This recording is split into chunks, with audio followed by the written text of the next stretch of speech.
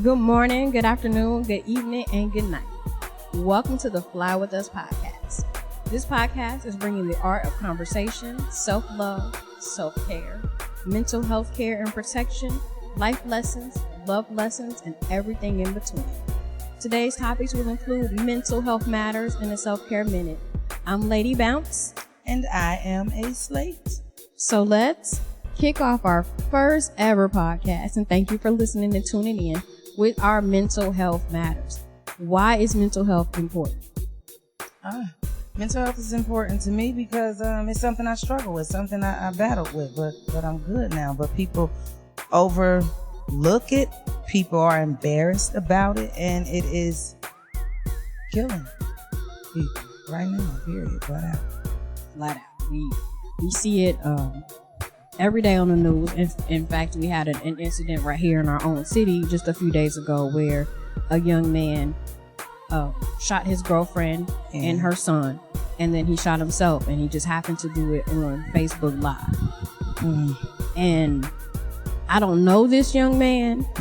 I feel for him. When I got to doing a little more looking and found out that he had been in the military, I instantly was like, what kind of services or help did he get when he came home? Exactly. Then there was an article the next day where a friend that he was in the military with came out and said he was raging because of PTSD. And a number of people that were like, it was like two schools of thought. Like one set of people was saying, oh, there was nothing wrong with him, or, you know, he could have got help. He should have found help. That's easy. That's easy for somebody to say. I know as soon as I seen that he was in the service, I was like, wow, he could have been struggling with PTSD.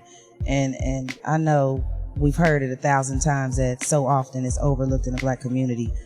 Mental health matters are overlooked in the Black community. He's okay. That's just an assumption. You can't assume that somebody is okay. You don't know what's going on in any person's mind at any given time.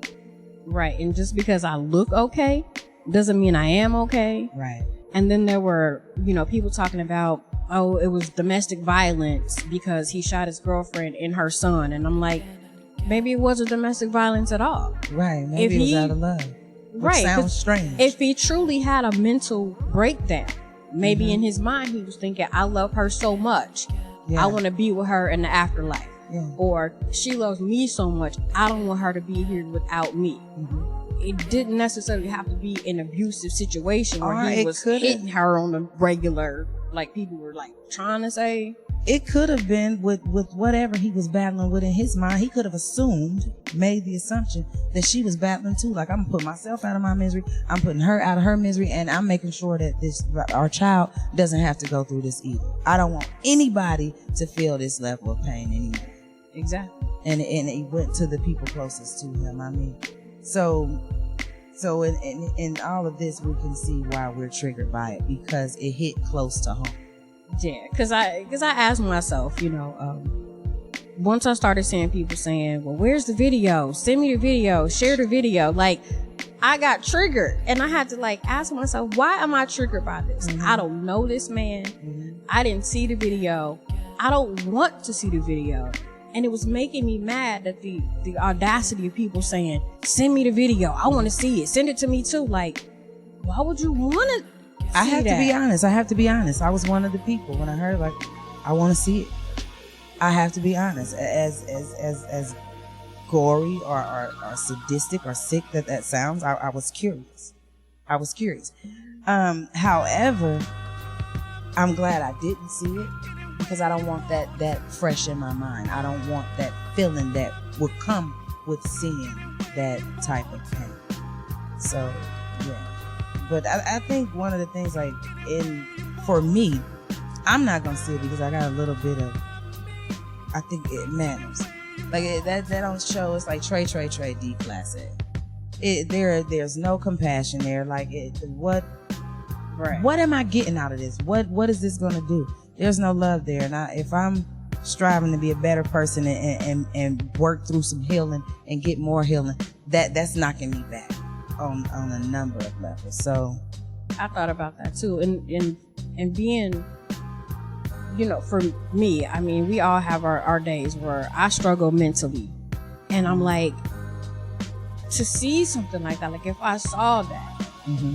how does that help me? Mm-hmm. You know, like how does that enhance me, or how would that hurt me? You know, because part of, you know, one of the things that when we talk about like protecting your mental health Mm-hmm. is you have to protect your brain and your mind and your spirit from stuff like that. Mm-hmm. Because then I'm like, okay, if I saw it, what would that do for me? I didn't know him, so it wouldn't have like triggered a compassionate response in me because I don't know him personally. It would just been like, oh, this is just some guy, you know, who shot himself. And then I did, you know, kind of like find myself kind of like, well, maybe I do want to see it. And then I was like, well, why would I want to see it? Well, for like, me, I mean, it has nothing to do. I don't even watch scary movies. That's not a thing for me. It's not about the guts and the gore. When I was in school as a criminal justice major, I wanted to be a forensic expert. I want to see. I want to know. Right. I want to investigate. I used to want to do that. I want to see it. That's just me. Like, I just want to see certain things. Pique my curiosity. Right. But I know to tread lightly. I know when to back up. Like, no, this is not for me. Right. This is not for me. And this was one of those situations where that is not for me to see. So, I mean, people could want to see for a number of reasons, but for me, can we go to the comments? Some of the comments, like, because you said, why were you triggered by it? Did the comments trigger you? What? I think the comments triggered me because I was like, there's no, like, you don't have any couth to even ask to, you know, to see something like that, to want to see it. And I thought it was really insensitive because you're making these comments publicly, which means his mama, his other baby mama, his cousins, right, his other child, his brother, you know, like somebody told his brother about what he did, and then somebody inboxed his brother the video. See, and that's a terrible way to find out your family member. I was like, that was terrible. Yeah. And so now the police are talking to the brother because they're like, well, how soon did you find out about it? Did you watch the live video or did you get it afterwards? So now you've dragged his brother into this. And it's already painful enough that he has to now bury his brother and explain to his nephew why your daddy's not here anymore. And then do we really know the why? Do we know the why? We still don't know the why. We don't know. We're assuming. As far as like the why, the only thing I could gather is from three different people who actually watched the video, and they commented that he thanked one of his sergeants for being in his life, and he just said, "I'm tired. I can't do it anymore." And then he shot himself. See, and this is when people say, like, why didn't he get help? Why didn't he get help? Why didn't my thing always is hold yourself accountable for certain things. All these people watching this video, whether they could do something or not, did you even make any effort to stop this, or did you keep watching for whatever reason? You know, all we know is that there are some people, some spirits, some souls that are not in the flesh moving around. What do we do? Where do we go from here? Right, that's the thing I wanted to know too. But you know, Facebook of course took the video down right away. But I wondered how many people actually watched it live versus the 3 people that I saw who commented and said they watched it live, and then 911 saying that 4 people who were watching the live did call 911 when it happened, and that's why the police got there so quick. And I'm like, well, kudos to those 4 people. Yeah, definitely. That called in and was like, hey, because they dared to make a difference. They thought something was wrong. They seen something was wrong, and they acted on that. I mean, not to undermine this, but it just goes like when you see a group of kids. Over the summer, I seen a group of kids on Hoover Avenue by the corner store up there, and they outside. I'm like, I know they not rapping. They not battle rapping right here. This ain't a good look. And they got video cameras out. These kids about to fight. There's already kids talking about jumping in. Now, cars riding by. What do? Some people say that's not my business. Well, I'm not one of them people that's going to say that's none of my business. Right. Because that could have easily been my son. Right. Surrounded by all these kids, and we just going to drive by. I can't keep just passing by. I couldn't have been the one to watch and just not do nothing. I would have had to do whatever I thought I could do, even if it seemed small. Right. Because even in that instance, you stopping to even just say, hey, what y'all doing might have been enough to stop, whatever was happening, whatever was about to happen. And, for me, the teacher in me probably would have kicked in. I got out the car and told and I would have got out the car like, it was not going to happen. I what are y'all escorted doing? some kids to the bus stop. Oh, it wasn't happening. Not on my watch. Exactly. It wasn't happening. Now, sure, they say, oh, you could have got yourself in. Whatever. What is for me is for me. But I know that was not about to happen on my watch. And more than likely, from what I've seen of kids, they were probably thankful that you got out the car because they didn't really want to fight. Yeah, one of them you could tell really didn't. Right. But you go through it. I mean, I was like, I work in high school now. We had a fight like a couple weeks ago with some girls. Neither one of the girls wanted to fight. They really, really did not want to fight. But everybody else was like, you gonna get her and you better da-da-da-da. Before you know it, now we got these two girls fighting and they both was like, I didn't even want to fight her. I don't even know why we fighting. And then, I thought about it.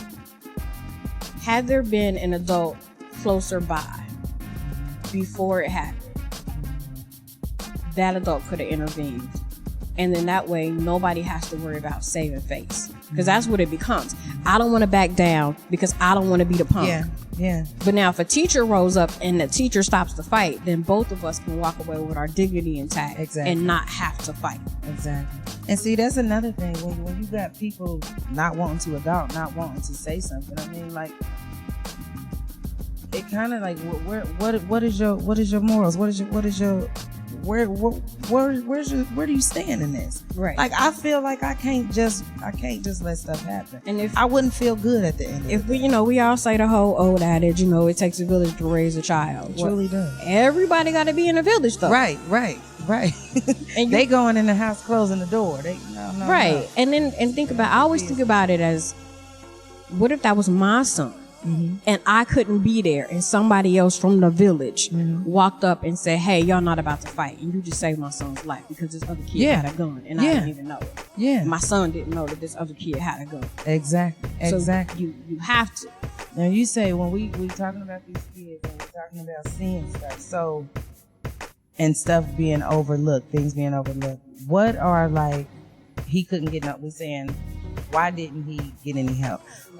What about our kids? What about our kids? Do we see things in our kids that we are not paying attention to as far as mental health issues? Are we seeing things that, what should we be looking for? How do you notice a problem? How do we say like, hey, that don't seem right? And then what do we do to make sure that we don't get another hurt child doing the same thing, repeating this again? Right. So, because this is what I do.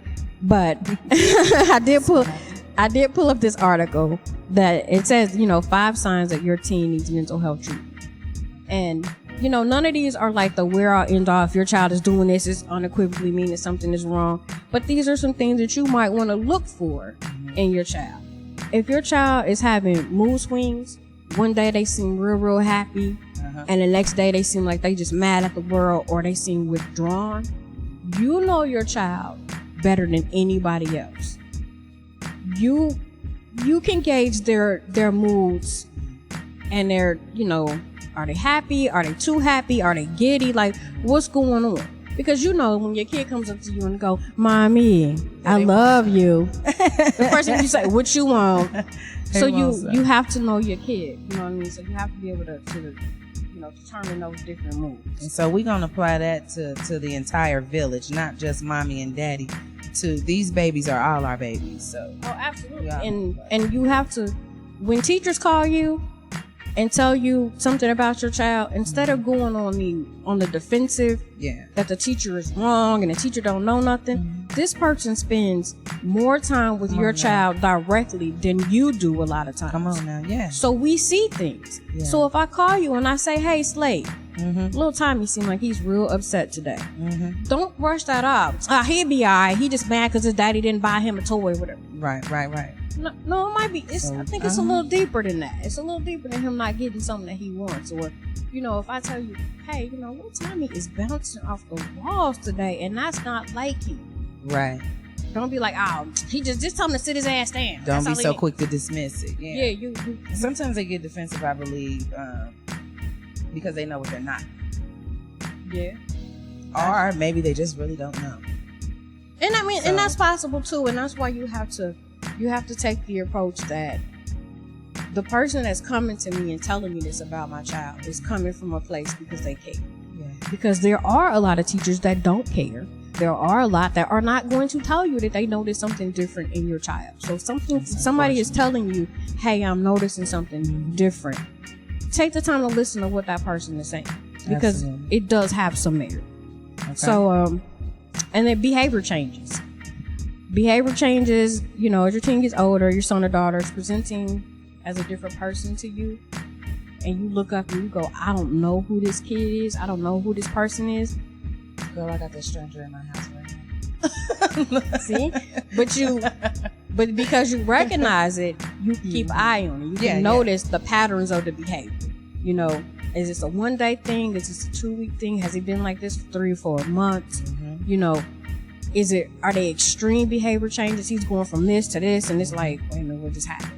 You know, you have to watch. Again, that comes from knowing your child. Right. And then I like this one. Consequences in school and with their friends.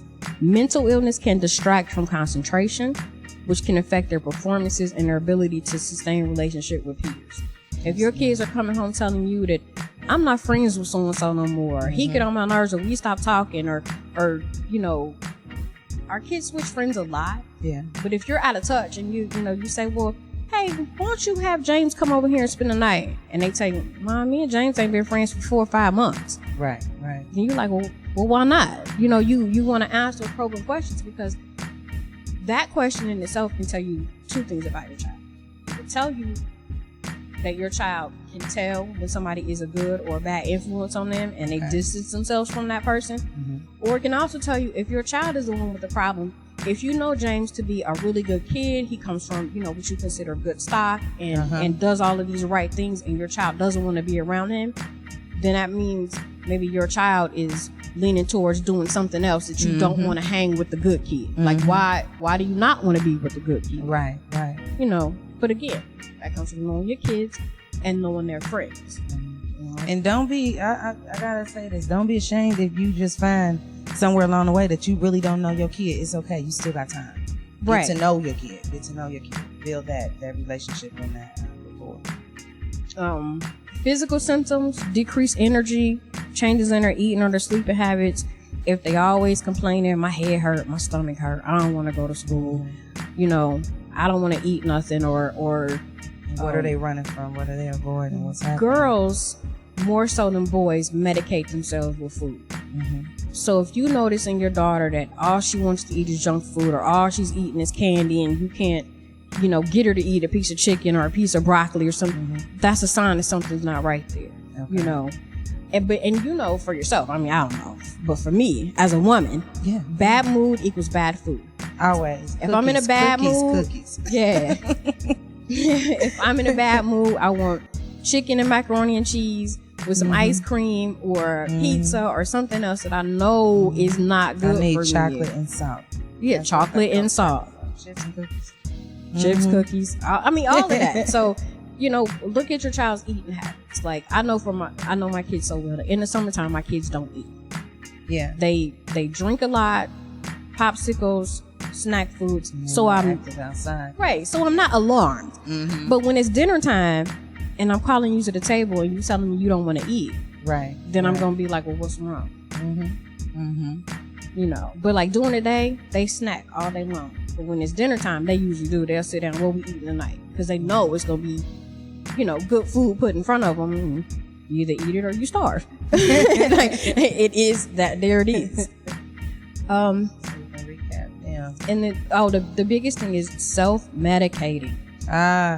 Your kids should not be smoking weed. Okay? No. I understand it comes from the earth and all these beautiful things, and it is so medicinal and has all. You got stores now for it. Look here. Your baby should be able to walk around and get a clear head and relax just by being one with nature, just by sitting with family and friends, just by listening to their music. They should not have to smoke weed to get high. They shouldn't have to smoke weed to get high.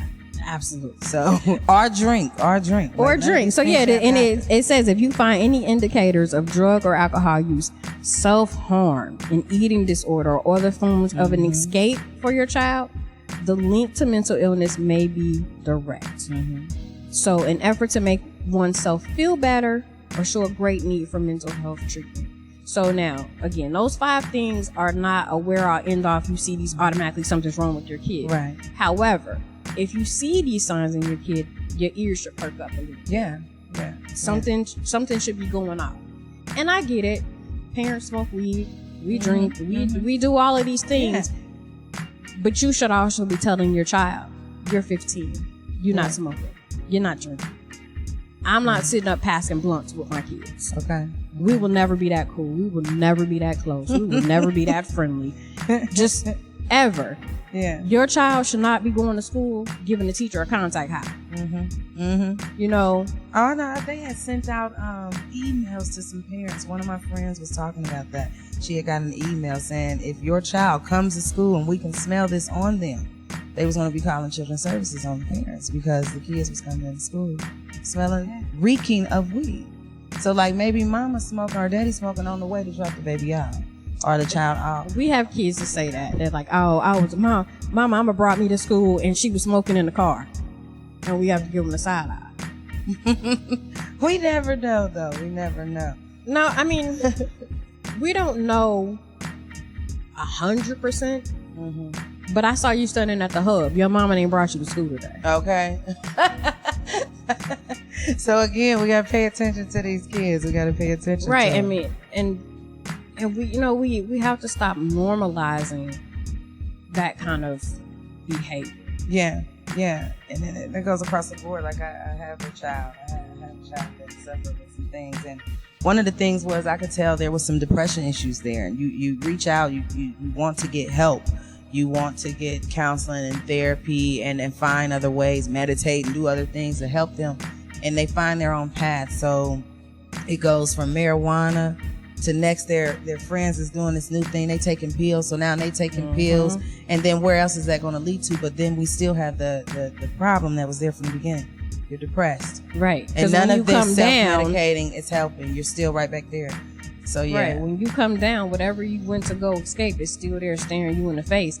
And sometimes it could be worse because not making a decision is making a decision. Right. And I had, when my son was 12 years old, he said doing nothing is doing something. I was in a writer's workshop one time in Yellow Springs, and I got 2 cards from Gwendolyn Mitchell, and one said make something happen, and then the other one said make nothing happen. Still the same thing. Whether you do nothing, you're still doing something. Doing nothing is a choice. Yes. So we have to do something. You want to recap those 5 things? Yes. So let's recap them. So mood swings. If your child is going from up to down or down to up or giddy to, whatever, pay attention. Behavior changes. Your daughter seems like she's, a whole different person. You look up one day and you like, I don't recognize you. There's a stranger living in my house. You might want to have a conversation, with that stranger to just reconnect. Because maybe your child is not necessarily a stranger, but you just lost some connection. So you need to reconnect, with your child. If they're getting in trouble in school or they're not concentrating in school, or, the teacher calls you and says, hey, little Timmy is missing like 4 assignments in his favorite class. Yeah. What's happening? You might want to ask, like, this is your favorite subject. Why are you missing assignments? Why are your grades tanked? Pay attention to stuff like that. Physical symptoms, changes in their eating habits, decreased energy, decreased sleeping, eating too much, eating the wrong things, eating not enough. And of course, with girls, you have bulimia and anorexia, but it happens in boys too. We just don't talk about it. It's not as prevalent because it does happen more so with girls than it does boys, but you still need to pay attention. If your son seems overly concerned with his physique and he's working out more, or talking about, oh, I can't eat this because it's gonna make me fat, or he's taking like 45-minute showers. There's some indications that something is not quite right. If your water bill is higher than normal, you might want to check in. Check in with your son. Check in. And self-medicating. We adults self-medicate, and our kids are doing it too. The difference between us self-medicating and kids self-medicating is that we have the power of discernment to know when enough is enough, when to stop, when too much is too much. You can say that loosely. We'll say that loosely. Because some don't. Yeah. Because some don't. Right. But we also know what to take and what not to take. Very few adults are going to be like, I'm going to just take these Xanaxes that my aunt gave me. It's something that's going to do that. Something that's going to do it. Yeah, something that's going to do it. But it happens more, more with kids, where they're passing off medication to each other, and they are, kids are little scientists. So they want to try everything. Where me, like, I don't smoke weed, but I drink. So I'm not going to smoke crack. I'm not going to snort a line of cocaine. But kids will, because... But then we do have, since we're talking about mental health matters, we do have some adults that are still thinking with young minds. So we can apply all 5 of these signs to any age group. Yeah. Just be attentive. Absolutely. Be attentive to the person. Yeah, because you can tell in your coworkers, different changes, and if you like your coworkers, so let's just love them all. Let's love them all, whether you like them or not. Yeah, some of them you don't like, and nobody is saying you have to go out and like and love everybody or pay attention or stuff like that. But you notice things like I got a coworker that I'm close to. Yeah. So when she's going through something, I can tell. Yeah. And you can, and then when you see these things, you have a little compassion, show a little love. If you don't want to be the one looking all mushy and soft or whatever you want to call it, like, hey, something's going on, I can help you. At least spread the word. Let somebody else know that can do something or that's willing to do something. Don't be silent about it. That is the reason why we're here right now. We need to start talking more. We need to open the lines of communication. It is your business. We act like it's not our business, but what happens to the person next door, across the street, across the country, it affects us all.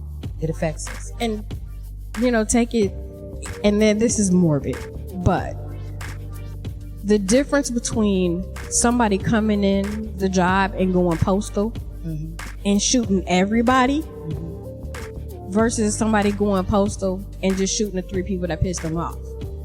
You might be that one person who said, hey, Slate, you all right today? And then when you decide to come in tomorrow and go postal, you shoot him, you shoot her. I'm safe. Because I took the time to check on you, to just say, hey, you all right? But, as black people, we don't even ask people, you all right? You good? We have to do better. We have to do better. I mean, I'm still one of those people that, if I see your eyes, I'm speaking to you. Whether you like me or not, if I see your eyes, I'm speaking to you. And sometimes that's all it takes. Like, really and truly, there was a man in California like 2 years ago. He walked into his job with the intent to kill everybody there. He walked by this lady named Megan Patrick. Why do I remember her name? Come on, man. Megan walks up to him and she said, good morning. How you doing today? That was all it took. See? He went back out to his car, put the gun away, came back in and had a full productive work day, and everything was cool. And all Megan did was say, what's up? Good morning. See, all you have to do is open them lines of communication, talk. It only takes 1 minute, 10 seconds. It only takes 10 seconds to possibly save somebody's life, to possibly change something bad from happening to something amazing. Right. So on that note, I think Lady Bounce is gonna give us 1 minute of self-care. Self-care. So today's self-care moment. Oh, did you want to talk about our moment of self-care we had last week real quick? Because we need to talk about yes. that. And that's even in this book, as a matter of fact. But last week we went on a sister date, which I love those. Woohoo! Sister dates are awesome. Yeah, date your sisters. You have to date your sisters because awesome. We have to dispel this myth that black women can't get along and that black women are competition. You are not my competition. And we have to dispel the myth that men are trash. Shout out to Picket Fence to make sure that we got to go on our sister date. Oh, yes. So we went on a sister date to get a massage, and it was incredible. Like, I get massages all the time. So see, it was my first time. I'm a quote unquote I'm a hard body, so I wasn't I wasn't used to accustomed to people touching me, so I had never gotten a massage, and I went, and the experience was amazing. Holly was my masseuse, and her hands were magic. I can't even float. I'm an Aquarius, and I love it. I love the water. I cannot float. I cannot swim. However, when this woman, I was laying on my back, when this woman touched me, I felt like I was floating. It felt like what floating should feel like. So I realized that I had never relaxed, and I was so relaxed, and that was, oh my God, that was powerful and amazing. I think I vibed off of that for about a week. I was still on there. I was floating for about a week. So I use it as think time. Now, typically, I love my massage therapist, but a lot of times, like we have conversations during our massage, which is good because he is a great conversationalist. But then there are times where I'm just like, you know what, I just want to zone out, and I really, for that hour, and it was actually over an hour. Yeah, I like totally just let my mind like veg out. I gave a lot of stuff away. Yeah, I did some listen to. Yeah, like just holding on to stuff, and then we as people have this habit. We be like, oh, I'm gonna give it to God, and I'm gonna pray about it, and then we still think about it, and then we still hold on to it. So I released a lot of stuff, not necessarily giving it to God per se, but I just released stuff that I was like, why are you still thinking about that? This other person that you feel has wronged you is not walking around thinking about. You got to forgive that person. I did some work with my coach, and one of the big things, and I'm still doing it right now, is that forgiving. That's so hard. And people say, the forgiveness isn't for the other person, it's for you. And then sometimes that's a true statement. It is a true statement. But then sometimes I'm like, I don't want to forgive them. You don't want to get free. You gotta get free. Right. I mean, I want to be free, but I also want to be like, I guess I want to feel justified in my hatred or my disdain for the person. What I've learned from this forgiveness thing, this forgiving thing, is that ain't nobody did nothing to me. I found that out the hard way. Ain't nobody did nothing to me. It's a matter of forgiving yourself. And so it really is. That's probably what it is. And in my own way, it is not necessarily that I didn't or I don't want to forgive the other person. I don't want to forgive myself. I'm not in a position where I can fully forgive myself, and I don't know why. Okay. And so it's definitely something that I've been working on and taking notes on and reading stuff about, but I have to forgive myself for not being forgiving to the other person, and then even forgive myself sometimes for being upset that this person hurt me in the first place. Like, yeah, this person didn't just hurt you. This person has hurt other people. So why you think you special? Why do you think that they would not have hurt you? That's gonna be another topic. We're gonna have to talk about that. We're gonna have to talk about that over a hot stone massage. How about that? Right, and see how that's gonna work. So our little book is self-care here, which is. I love this book. It's 200 ways to refresh, restore, and rejuvenate. So this says if you have never had a hot stone massage, you are in for a one-of-a-kind experience. The stones are used in two different ways during a massage. One way is by applying heat to areas of the body to make the muscles relax and increase blood flow to speed up healing. Hot stones are usually placed along the length of the spine or at the chakra centers on your body. A towel will be between you and the stones, so don't worry about it burning you. Another way that the stones are used is as tools for deep tissue massage.